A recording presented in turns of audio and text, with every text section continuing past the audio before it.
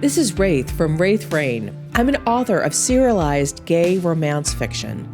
Every week on this podcast, I'll be reading a chapter from one of my gay fantasy shifter serials called Dragon's Reign. I'll explain at the break how you can find out more about this story and others I write. So let's get to it. Chapter 9, Control. Tilly, you need to tell Mom and Dad what's happening. Caden called over to his sister. He wanted to go to her, but Valerius stood between them, and Wally, and Landry. While the Dragon King had not attacked him, had even seemed sorry, or maybe even sympathetic or something, he could not trust Valerius. While Valerius had argued with Raziel about hurting him before, Raziel had won that fight by simply taking over. Could it happen again? The thought of Valerius shifting into Raziel's form in the shop was terrifying. He wouldn't press his luck by going anywhere near the dragon shifter. The claws were also impressive in their own right, but he wasn't as afraid of them. The woman who held the two dragon plushies seemed kind, but he didn't know who she was or what kind of power she had, if any, though Valerius had allowed her to direct the questions to him. "I'm not going to see them. I'm going with you to High Reach," Tilly cried, her voice only squeaking a couple of times, which showed her fear beyond the courage. "No, Tilly, you're going to stay with Landry and Wally. Guys, you can take her, yeah?" he asked the other two. "Of course," Wally put an arm around her slender, shaking shoulders. "We're on it, so long as these shifters aren't going to go all jack-booted thug on us and drag us away." Landry muttered the last at the two claws who were flanking Caden. Caden opened his mouth automatically to urge her to leave off the shifter prejudice. But was she wrong this time? Valerius had tried to kill him. All these people seemed to think he and his friends should be locked up. So really, was she wrong? "No one is being dragged away," the woman with the plushie said. Yet she gave Valerius a hard look that elicited a surprising nod from him. She must be more than she seemed for Valerius to respect her so well. "All shifters go to join their own kind after the spirit merges with them. It's for everyone's safety, including yours, Caden." So it's for Caden's safety that he go with the guys that attacked him. And don't say Valerius didn't attack him. It's been all over the net. Landry shook her head. "Don't pretend this is because Caden needs to go with you for his safety. You want him under your control." That had silence falling. Again, she was right. "That was a misunderstanding," Valerius said stiffly. He clearly did not like lying, though maybe it wasn't a complete lie that he was saying. He likely had thought that Caden was behind the bombing, but still, that hadn't been Raziel's motivation to go after him. Raziel attacked him because he simply existed. "People are very excited about Caden right now," the woman with the plushie said gently. "Mistakes were made, but it would be a greater mistake for Caden to be unprotected. We can keep him safe." "Caden didn't set the bomb. You know that," Tilly cried. "But some people will think he has," the woman with the plushies responded, lowering her head to look Tilly in the eye. "And more than that, being the 9th dragon shifter has great meaning." "Mom's in the faith." Tilly looked thoughtful. "Everyone's freaking out about Caden, and our mom doesn't freak out. Not that she knew it was Caden, obviously, but..." "She's probably going to freak out now." Caden scrubbed his hands over his face. "I shouldn't have let you come here, Tilly. Mom and Dad are already going to kill me for that." "They'll probably have to wait in line because Valerius will do it first," Caden thought. Believing that meant it was insane for him to be here, and even crazier to go with Valerius to High Reach. But he couldn't abandon his friends and family to face the Dragon King's wrath, even though he had done nothing to warrant being arrested or imprisoned, let alone killed. He wouldn't let even more innocents pay the price for him. "Caden," Tilly began, but he was already shaking his head. "I need you to do this for me, Tilly," he stressed. "I'm not sending you away. I need you to talk to our parents." That only seemed to mollify her slightly, but her expression was still wretched. But not only did their parents need to know what was going on, their father was an attorney. Maybe there was some law that he could use to get Valerius to see reason. Caden had never really thought much about laws and the way things were until now. Before, he just drifted along. Now he needed justice on his side. Yes, your parents need to be notified, the woman with the plushie said. Absolutely. Caden's still a kid. Wally pointed out, though at 25, he was supposed to be an adult right now, though he didn't feel that way at all. It will be all right, guys. I don't want you to worry.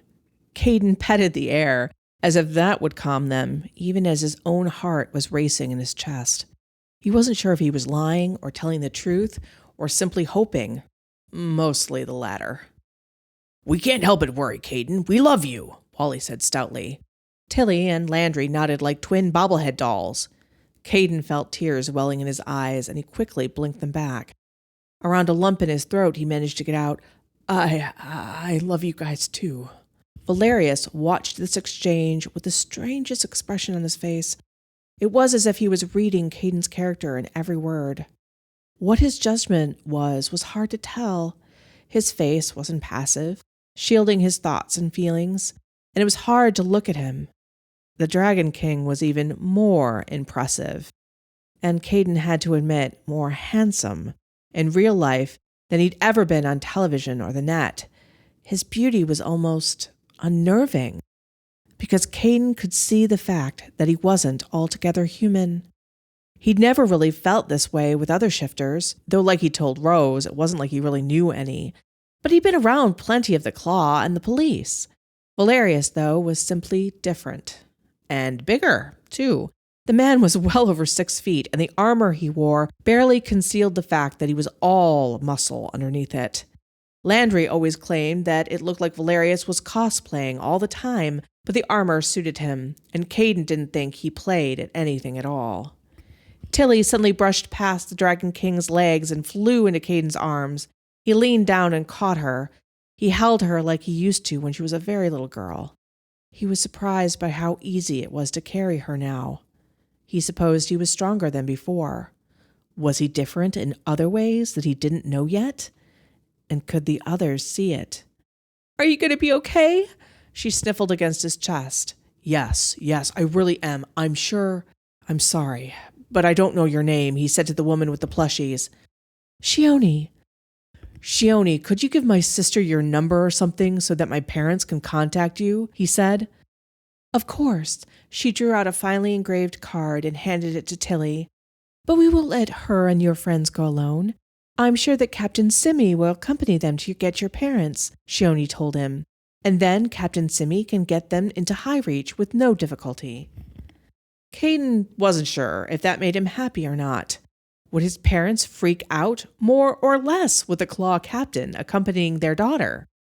But then again, there was so much security at High Reach, not just because of the bomb, but because there were leaders of state there. He doubted his parents could get in without the Claw captain. He nodded, feeling numb. 2 claws appeared from the back of the shop and murmured to the female Claw captain. She nodded in turn. King Valerius, she said, her voice precise in a way that reminded him of some of the Raven shifters he'd met at his father's office parties.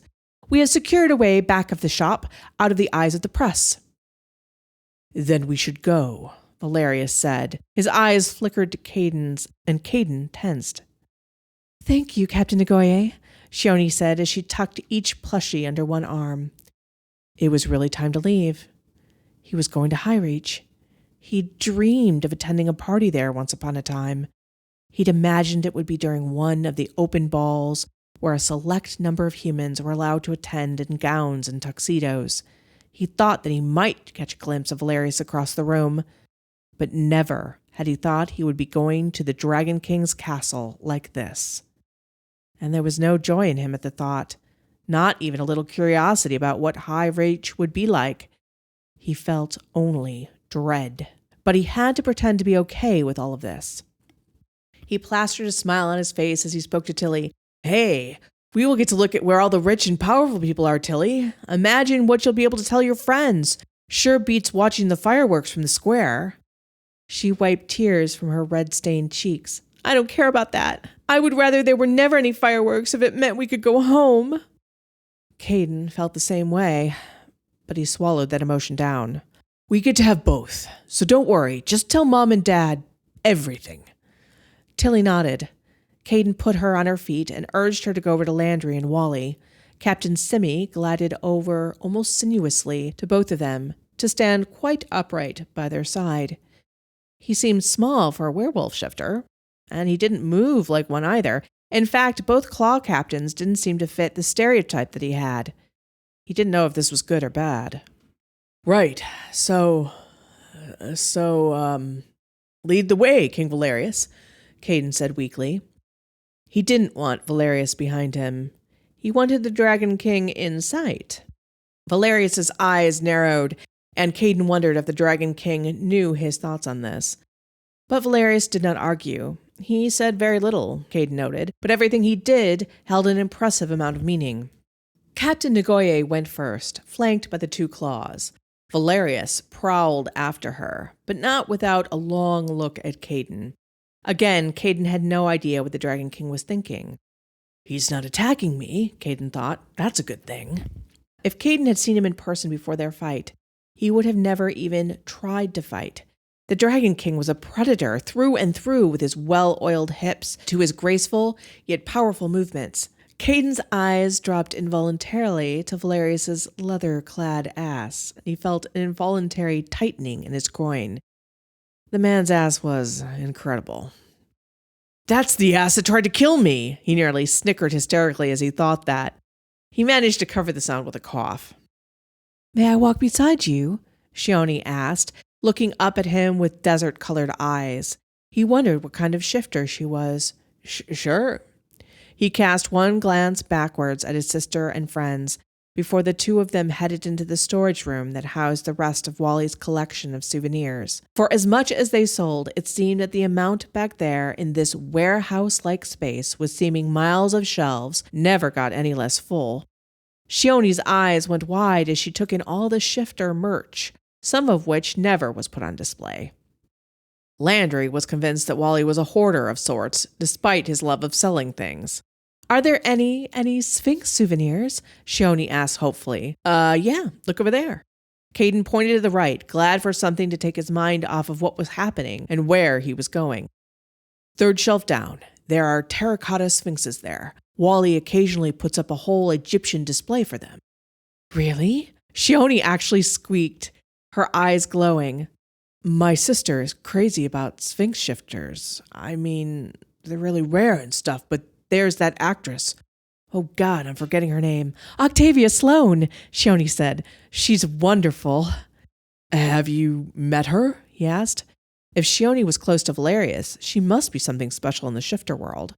Chione is a sphinx shifter, the oldest and best, Valerius said suddenly. He turned towards them in his liquid, graceful way. His expression, that had been mostly stony, was actually lit up in a teasing smile. He looked almost human. Caden gawked at both of them. Chione, for her part, was giving Valerius a faint glare as if he had ruined something. But then she laughed as Caden asked, You are? Yes, I am, she nodded. Tilly is going to go nuts, and his voice dropped off. His sister likely wouldn't care if Chione was even a unicorn shifter right now. She was scared and freaked out and had more responsibility on her shoulders than he liked. But she'd clung to him like a barnacle when he tried to leave the house, and he hadn't had the time to convince her to stay. He'd had no choice but to take her, and he was so glad that he had gone when he did. It looked like Landry and Wally were about to get arrested. I hope that I meet with her expectations. Being so rare, people have ideas about us, but that is nothing compared to what is expected of a dragon shifter, she said. I guess. If you're this sort of dragon shifter that wants to rule stuff, and I don't. He practically shouted that word at Valerius's back. Valerius stiffened and his head half turned, but he kept walking towards the exit at the back of the storage room. Chione nodded as if this was a valid choice. With everything that's happened, I doubt you've had much of a chance to really consider what you want. No, I know exactly what I want, Caden disagreed. Valerius's back grew straighter. It was clear he was listening intently. Oh? What do you want? Chione asked. To have my life back, just the way it was, he found himself saying, and swallowing hard. Chione's head lowered. She looked thoughtful. Valerius didn't stumble exactly at his words, but his steps did falter a bit, and his shoulders curled inwards for just a moment. But then he was striding out of the door towards an elegant SUV with windows tinted so black that he couldn't see inside. Captain Nagoye opened the back door for the Dragon King, crossing one arm over her chest and lowering her head as he slid into the darkened interior. Caden gestured for Chione to go next into the car, and she disappeared gracefully inside. Finally, Caden, feeling like he was walking the plank, got into the luxurious SUV as well. Captain Nagoye slipped into the front passenger seat, while one of the other claws took the wheel. I hope you are enjoying Dragon's Reign so far. I've been talking a lot about the membership site I have, but I also do publish individual books under the pen name Ex Aratare, which have the same type of adventurous plot, magic around every corner, and happily ever afters as Dragon's Reign. While I love shifters, my biggest love is actually vampires. I have a book series out called The Vampires Club. It's about a cursed vampire and the young man whose blood may be able to cure him. It's filled with mystery, scheming, dark deeds, and, of course, sensual scenes. If you want to check it out, a link to the Vampires Club series is in the description down below. In the back, the SUV had two sets of seats facing one another, rather like a limousine. The rich buttery leather seats wrapped around Caden as he sat next to Chione and across from Valerius. The Dragon King picked up a cut crystal decanter half filled with amber liquid. He offered it to him and Chione. She nodded, and after a minute, Caden did as well. He could really use a drink right now, though he was guessing it was whiskey or cognac, neither of his favorites, but at least he could sip something warming. As the SUV smoothly took off into the ring road that would take them to High Reach, Valerius handed him a snifter, and their fingers touched. The white dragon, who had been mostly asleep during the whole encounter, was now awake and made a purring, chirping sound at the Dragon King. Both he and Valerius froze. "You heard that?" Caden asked. That noise, your spirit made that?" Valerius clarified, though really, Caden thought he was just avoiding answering the question. The spirit repeated the noise and looked at Valerius out of gentle eyes. The Dragon King reared back for a moment, though his fingers still touched Caden's. But then he slowly leaned forward. He did not blink, and Caden realized that he wasn't looking at Caden, but through him to the spirit. Chione was very still. "It's nice. Don't you see that it's nice? I'm nice. I'm not a threat to you," Caden said while the spirit continued to purr and hum at Valerius, wings flapping slightly and tail flicking happily from side to side. The Dragon King let go of the glass so swiftly that Caden almost dropped it, but he tightened his hold on it at the last minute. Valerius downed his drink and poured another. His hands were shaking a bit. He glared at them as if they were betraying him and drank another glass down before pouring a third. "Valerius?" Chione asked, her voice sweet but questioning. "It's nothing," Valerius muttered. "Nothing." Her eyebrows drew together, but he merely drank and crossed his arms over his chest. Caden took a sip of his drink and coughed. It burned going down. Valerius had swallowed it so easily that he'd assumed a sip wouldn't cause him any harm. He'd been wrong. Chione had to pound his back. Red-faced and tearing, he handed the glass back to Valerius, who swallowed it down before setting the glass back on the polished wooden stand. "I guess I need to work on my liquor consumption. What was that? Diesel fuel?" Caden asked between sputters. "It's Grand Marnier. You shouldn't breathe when you drink it. Makes it go down easier," Valerius said with a small smile on his lips. "Right. Next time I'll stick with beer." Valerius opened up a small door, and there were several bottles of ice-cold beer. Caden took a Corona, twisted off the top, and took a very large swallow. The icy beer put out the fire from the Grand Marnier.